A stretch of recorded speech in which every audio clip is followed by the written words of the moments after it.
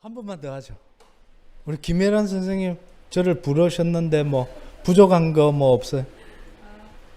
저는 저희가 이 강연을 처음 준비하면서 이제 엄마들 저희 단체에 콘솔이라고 엄마들 모임이 좀 있는데요. 거기서 이제 엄마들이 요즘에 코로나가 이렇게 되고 나서 정말 교육적으로도 되게 많이 우리 아이들이 어떻게 가야 하나, 우리 교육이 어떻게 가야 되는 거지? 이대로는 정말 안 되는데 이런 고민들이 되게 많았고 교육계에서도 더 이상 예전의 방식의 교육으로는 안 된다 이런 고민들이 사실 굉장히 많이 있음에도 불구하고 여전히 입시 맞아요. 바뀌지 않으면 그럼요. 그 안에서 뭐 누구는 발버둥을 친다고 해서 바뀔까? 근데 어쨌든 코로나로 인해서 뭔가 새로운 변화, 어쨌든 이대로는 안 된다라고 하는 이런 공감대가 더욱더 예전부터 있었던 것이 더욱더 커졌다라고 생각이 들고, 그래서 그러면 우리 교육은 이제 새로운 시대에 맞아서 어떻게 가야 될까 이런 고민으로 사실 이제 시작이 좀 됐었던 거거든요. 네. 그거에 대한 말씀을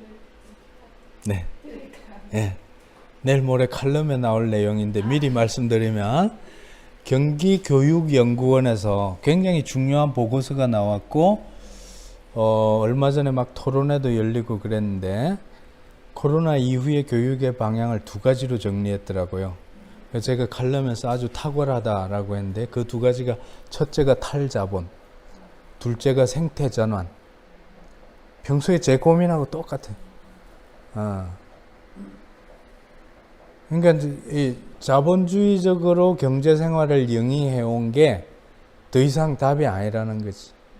그리고 아이들의 앞으로 경제생활도 그런 자본주의 노동력으로 가서 열심히 해가지고 높은 자리에 올라가고 많이 받고 그런 게 아니라 내 개성을 살려서 하고 싶은 일을 하면서도 꿀리지 않게 자부심을 느끼면서 살 수 있는 시스템이 필요하고 그러면서 자연과의 관계에 있어서도 인간이 겸손하고 조심스럽게 감사하면서 사는 그런 방향으로의 교육, 그런 방향으로의 경제, 또 경제에 대한 교육, 이게 같이 이루어져야 된다는 거죠. 그래서 이제 교육을 이야기하면 교육만 하면 뭐 하느냐? 경제 시스템이 안 바뀌는 연동되어 있거든요. 그죠? 애들이 또 살아가야 되니까 어른도 살아야 돼. 그래서 우리 대표님 말씀처럼 그 논의를 같이 동시다발적으로 해야 돼. 교육은 교육대로, 경제는 경제대로, 그죠? 농업은 농업대로. 아까 주거 문제는 어떻게 할까? 땅은 어떻게 할까? 좀 복합적이니까 같이 할 수밖에 없고. 그 대학 입시 체제가 있다 하더라도 나부터 저는 제 새끼 키울 때 대학 입시를 염두에 두고 안 키웠거든요. 나부터 대학 입시라는 틀을 깨버려야 돼. 제가 좀 농담 반 진담 반으로 하는데 이 코로나 사태를 맞이하여 다 온라인 교육 하거든요. 저도 대학에 온라인 교육. 그러면 코리아 디지털 유니버시티 KDU 하나만 남겨두고 다 통폐합해가지고 그냥 교수별로 들으면 되잖아. 전국에 내 듣고 싶은 교수 접속해가 들으면 되거든요. 그거를 만들면 굳이 뭐 스카이니 인륜이 서울이니 지방이니 그런 개념이 이제 필요 없어. 만약에 희망이 있다면 디지털 시대에 새로운 단서를 찾자면 저는 그게 단서라고 생각해요. 교육부 장관이 그런 아이디어를 가지면 정말 좋을 것 같은 생각은 하는데, 근데 그것도 장관이 그래봐요. 부모들이 내 새끼 인류대 가야 되는데 왜 그리 바꾸냐, 강남에 투자한 돈이 얼만데 학원비 얼마 들어갔는데 이래 나오면 말짱 도루묵이잖아. 그러니까 같이 변해야 되는 거죠. 교사와 학생과 학부모가 같이 바뀌어야 되는데, 이제 저 같은 경우는 조금 더 미래를 내다보는 생각해야 되니까 정말 이런 개인적인 이해관계를 떠나서 아이들이 자기 개성을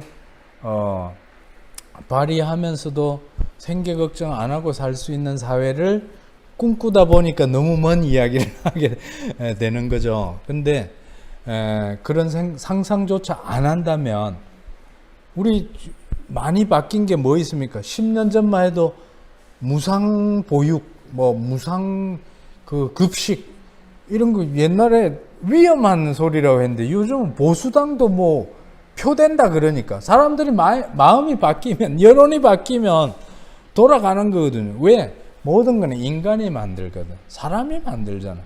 그러니까 예전에 그 군사 독재 시절에 공포 정치의 트라우마가 워낙 강하기 때문에 우리가 무서워서 그렇지, 이제 좀 그게 민주화의 혜택인 거예요. 좀 어깨 펴고 내가 내 양심껏 그리고 내 이익을 위해서 음모를 꾸미는 게 아니라 정말 우리가 공동체로 같이 살아가기 위해서 이런 게 필요하지 않을까를 토론하는데 그게 뭐가 위험해. 서양에서는 이미 실현하고 있는 것도 많고.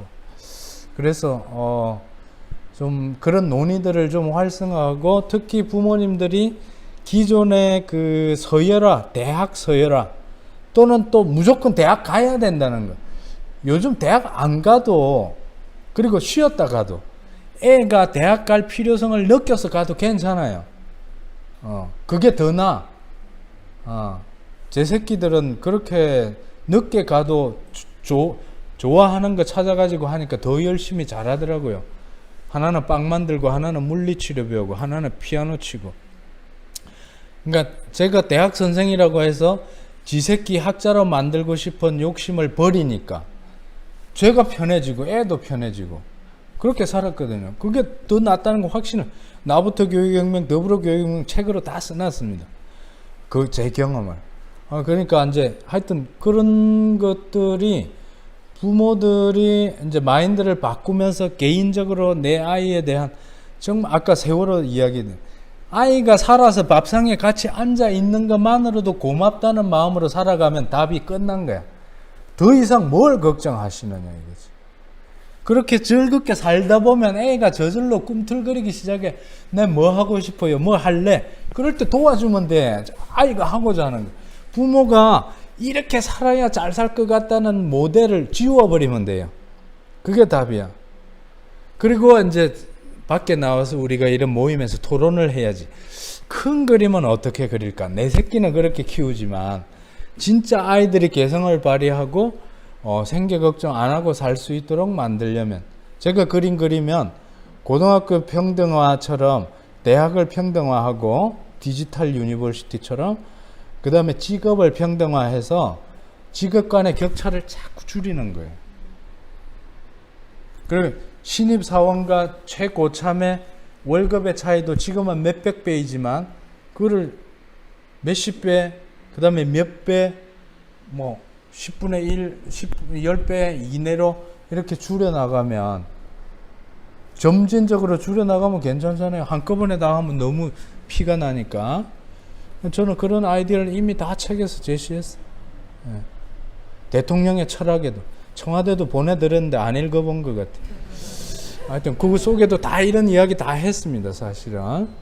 그래서 뭐 제 책은 다 읽을 필요 없어요. 여러 권 중에 딱 필 꽂히는 거 한 것만 읽고 토론하시면 그 안에 웬만한 이야기가 다 공통으로 연결되어 있기 때문에, 하여간 제 나름대로 생각한, 갈 때까지 가본 거는 그 정도고, 땅에 대한 생각 그러하고 농업에 대한 생각 그러하고, 그렇게 되면 노동시간 단축해서 우리가 하루에 4시간만 일하고도 충분히 여유롭게 이웃과 공부도 하고 좋은 영화를 보고 차 마시면서 토론도 하고 이렇게 살 수 있지 않을까. 그러면 나중에 노후만 생각하고 뼈 빠지게 공부하고 뼈 빠지게 일하고 나중에 뼈가 빠지는 사태가 아니라 어릴 때부터 공부할 때도 오전만 공부하고 오후에는 뛰놀고 수영하고 공차고 책 읽고 악기 연주하고, 또 자기가 일을 할 적에도 예를 들면 뭐 오후반도 있을 수 있겠지만 오전반을 생각, 오전에 열심히 하고 오후에 또 자유롭게 등산도 하고 상당산성 길도 좀 걸어보고 책도 읽고 참여연대 모임에도 가보고, 그렇게 살아야 좋은 삶 아닙니까? 10대 때는 10대의 행복을 느끼고 20대는 20대의 행복을 느끼면서 살아야지, 학생 때 행복을 취업 이후로 미루고 취직 중에 행복을 은퇴 이후로 미루었다가 나중에 산소 가가지고 행복 찾는 어리석음을 반복할 필요는 없잖아요. 솔직히 말하면 우리 어른들 좀 그렇게 살았잖아요. 이제 우리는 그렇게 안 살아야지. 매일 행복해야지. 근데 그 행복이 호화롭게 행복하자가 아니라 소박하게 행복하자. 예, 그 정도 마무리 할까요? 고맙습니다. 수고 많으셨습니다.